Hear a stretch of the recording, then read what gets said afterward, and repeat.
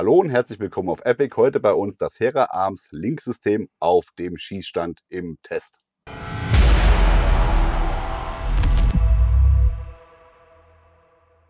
Wie versprochen sind wir mit Hera Arms zusammen auf dem Schießstand. Matthias, vielen Dank, dass du dir die Zeit nimmst und hier mit uns einmal die ganzen Sachen in der Vorstellung hast. Wir haben es ja im ersten Video schon gesagt, wir wollen das Ganze auch nochmal auf dem Schießstand live sehen und ehrlich den Leuten zeigen. Und deswegen sind wir heute hier.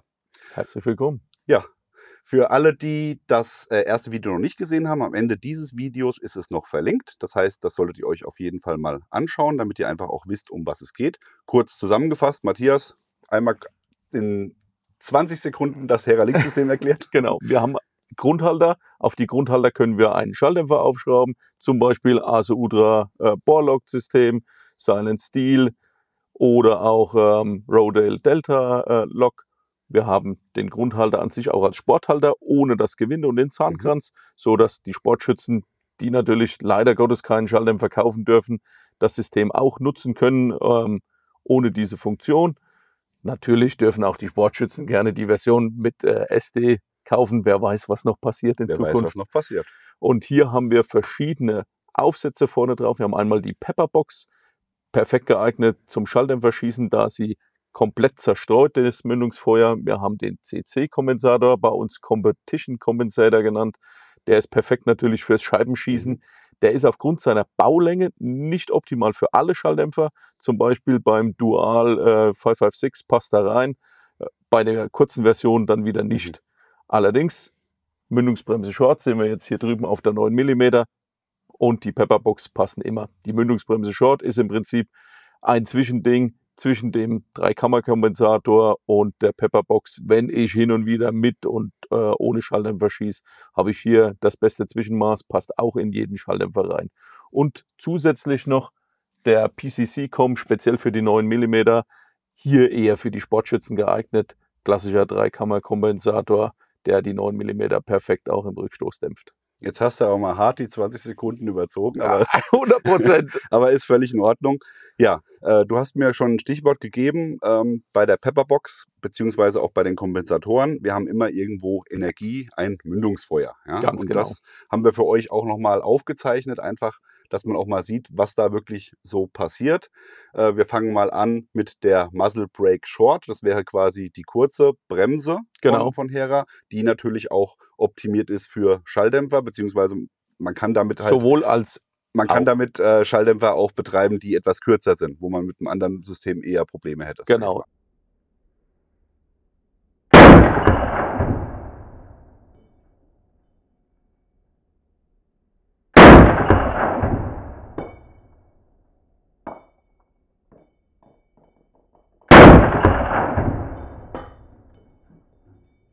Das Thema ist bei den Schalldämpfern immer die erste Expansionskammer.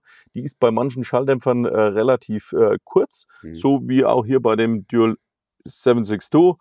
Der hat eine kurze erste Expansionskammer. Dort passt einfach die lange Baulänge nicht rein. Genau. Das ist ja selbst bei den eigenen Mündungsfeuer ist das auch so. Ja. Dort passen auch nur die kurzen Versionen rein. Und man sieht es auch hier nochmal direkt im Vergleich, der Längenvergleich. Die kurze Version passt, die lange leider nur bei den langen Modellen. Genau. Dann haben wir hier für euch einmal den Mündungsblitz vom CC-Kompensator.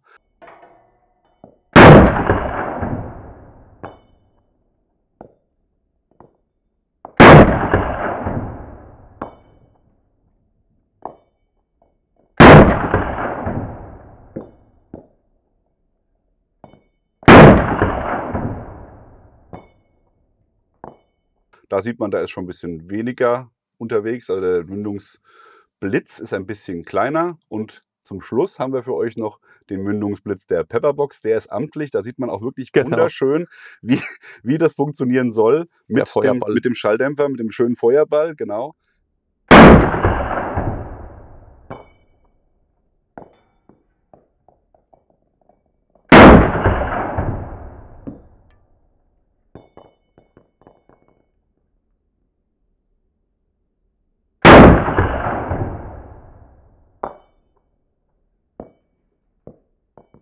Der dann natürlich auch gleichmäßig in die Kammer des Schalldämpfers abgegeben wird. Genau, der Sinn bei der Pepperbox ist einfach eine perfekte Expansion des Mündungsfeuers in der ersten Expansionskammer und somit eine perfekte Verteilung direkt im Schalldämpfer. Und weil es so schön war, haben wir für euch hier auch nochmal eine Draufsicht von oben mit unserem Spezial-Schießroboter ausgeführt. Der Schütze war 300 Meter hinter dem Gewehr mit einem Zugseil gezogen.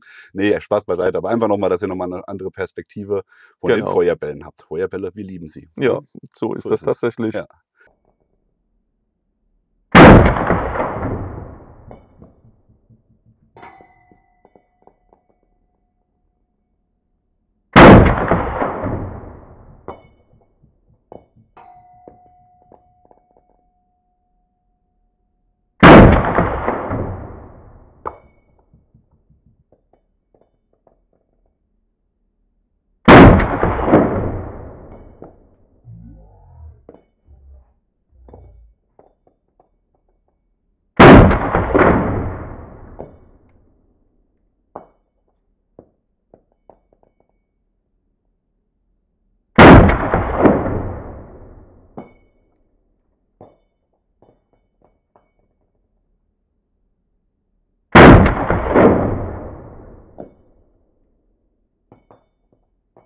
Gut, ja, dann haben wir natürlich für euch auch getestet, wie effizient die Sachen sind. Man muss natürlich dazu sagen, Hera ist jetzt nicht dahergegangen und hat jetzt eine Bremse entwickelt oder also der Fokus war nicht, die beste Mündungsbremse zu entwickeln, die es am Markt gibt, sondern eine hervorragend wirkende, und das habt ihr wirklich, also die Ergebnisse werden es gleich zeigen, eine wirklich gut wirkende Bremse entwickelt, aber eben auch in diesem System, wo ich hier andere Komponenten nutzen kann. Das war der Hintergrund und das habt ihr hervorragend gemeistert, ne? Die Tatsache besteht ja auch darin, dass wir durch die Schalldämpfer ein wenig gebunden sind an Größe und Form. Natürlich.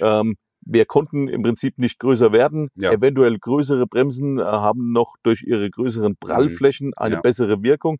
Dadurch, dass wir ja im Schalldämpfer auch agieren müssen, konnten wir natürlich über ein gewisses Maß nicht rauskommen. Allerdings, gerade die CC-Bremse ist ja basierend auf unserem bisherigen CC-Kompensator, mit dem wir ja jahrelang schon Erfahrung haben, dieser noch ein bisschen optimiert jetzt in dieser Form und perfektioniert. Dann fangen wir auch gleich damit an und zeigen euch gleich mal die Wirkung des CC-Kompensators.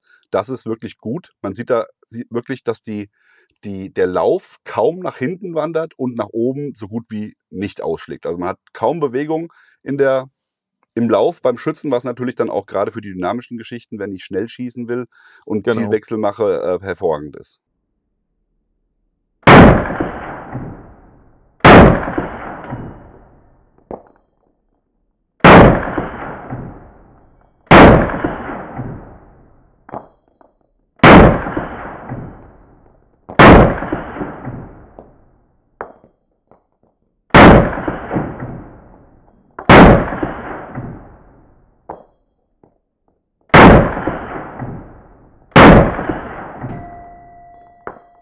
Speziell auch bei der 9 mm haben wir es extra nochmal so gefilmt, dass wir die Waffe nur auf der flachen Hand aufliegen lassen beim Schießen und die gar nicht umgreifen.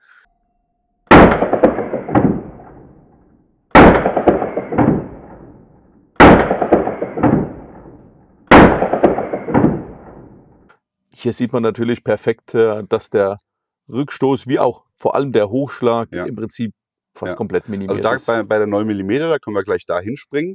Da haben wir jetzt ja im Endeffekt zwei Varianten, die möglich wären in Sachen Sport und Kompensator. Das ist der CC, der universal funktioniert auf allen Systemen und speziell für die 9 mm nochmal der PCC. Ganz genau. Und der hat von den Auslässen nur oben Auslässe. Ganz genau. Das heißt, der ist optimiert für den Reduzierung des Hochschusses.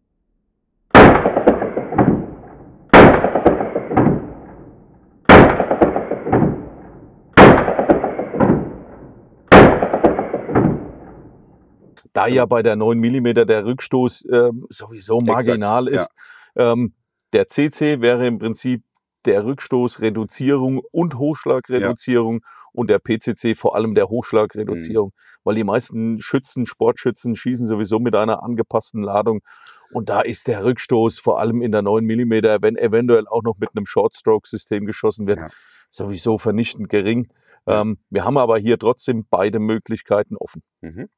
Dann haben wir jetzt noch einmal hier für euch die Pepperbox, dass ihr auch nochmal seht, wie die funktioniert und wie die wirkt.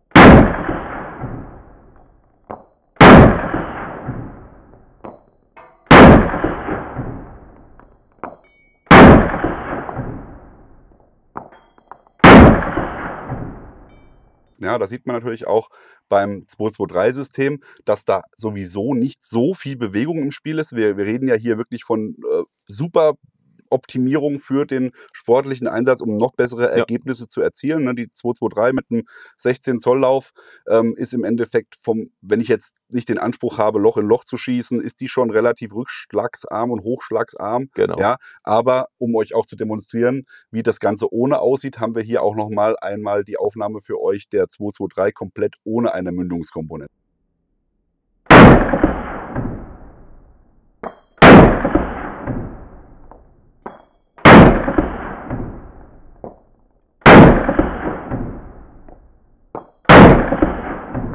Also ihr seht, da bewegt sich schon was. Und jetzt hängt es natürlich immer darauf an, was habt ihr für eine Munition, wie weit seid ihr vom Ziel entfernt, wie lang ist euer Lauf. Also Mündungskomponenten haben definitiv ihre Daseinsberechtigung. Wie schnell wird am Ende geschossen? Gerade die CC-Komponente ist für Fertigkeitsschießen oder dynamisches Schießen perfekt natürlich geeignet. Hier wird kein Schalldämpfer zum Einsatz kommen in den sportlichen Disziplinen, daher optimal dafür geeignet. Für den ambitionierten Jäger, der sportlich wie auch jagdlich schießt, gibt es hier natürlich die schöne Kombination mit dem langen ASE-Ultraschalldämpfer oder auch mit dem Silent Steel Schalldämpfer oder auch mit dem Rodale, mit dem CC zu schießen, da ich hier die beste Option aus beiden Welten habe.